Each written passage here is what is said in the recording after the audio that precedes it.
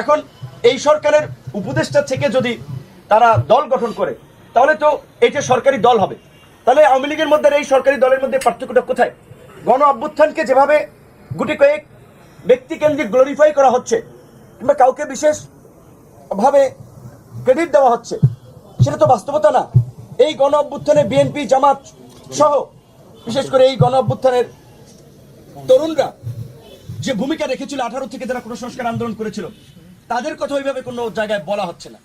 এখন সরকারে আছে, সরকার উপদেষ্টা হয়ে তারা সরকার ব্যবসা বাণিজ্য সবকিছু নিয়ন্ত্রণ করছে, গণমাধ্যমকে নির্দেশনা দিচ্ছে, এইভাবে খবর দেখাবেন, এইভাবে প্রচার করবেন, তারা প্রচার করছে। আওয়ামী মাফিয়া দুর্বৃত্তদের সাথে রাতের অন্ধকারে মিটিং করা হচ্ছে, আমলাতন্ত্র থেকে শুরু করে রাজনীতি সব জায়গায়। এগুলো তো আমরা মেনে নিতে পারি না।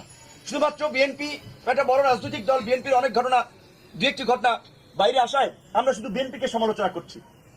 এই ছাত্র নেতৃবৃন্দ যা করছে, আপনারা গোয়েন্দা সংস্থার প্রতিবেদন থেকে সেটি যদি জানতে পারবেন, সেটি আপনাদের গা শিউরে উঠবে।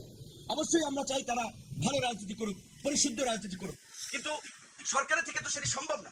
এখন একজনের দল গঠন করেছে, একজন পদত্যাগ করেছে, বাকি দুজন তো সরকারে আছে। সরকারের বিভিন্ন মন্ত্রণালয়ে ছাত্র উপদেষ্টাদের তদারকি কমিটি আছে। সরকারের সাথে কাজ করায় স্বাভাবিকভাবে 3 উপদেষ্টার একটা ভালো নেক্সাস তৈরি হয়েছে। এখন তারা যদি একজন পদত্যাগ করে, দুজন তো আছে। এবং এই আন্দোলন কেন্দ্রিক বিশেষ করে এইখানে যারা উপদেষ্টা গঠন হয়েছে, তাদের আমরা যে গত 6 মাসের ভূমিকা দেখেছি, এটা নতজানু একটা ভূমিকা। তারা ছাত্র নেতৃবৃন্দের কাছে জিম্মি ছিলেন অনেক ক্ষেত্রেই, কাজে তারাও সক্রিয়ভাবে মেরুদণ্ড উঁচু করে অনেক সিদ্ধান্ত নিতে পেরেছে, অনেক কাজ করতে পেরেছে বলে এটি আমি মনে করি না। এই যদি করতে পারতো তাহলে দেশের এই আজকে পরিস্থিতি 6 মাস পরে এরকম হতো না।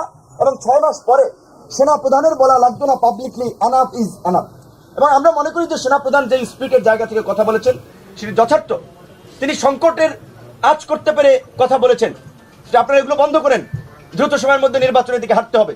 এছাড়া এখন আর গতি নাই, দেশি বিদেশি নানান ধরনের ষড়যন্ত্র হচ্ছে।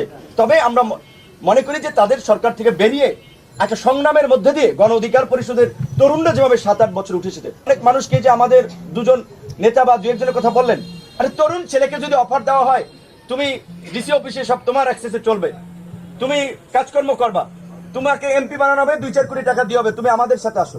সরকারের পক্ষ থেকে যদি এই অফার দেওয়া হয় তাহলে তো তারা যাবে। যারা গিয়েছে তারা আবার ফিরে আসবে, অতীতেও যারা গিয়েছে তারা অনেক এসেছে। গণ অধিকার পরিষদ হাওয়ার উপরে কোনো তৈরি হওয়া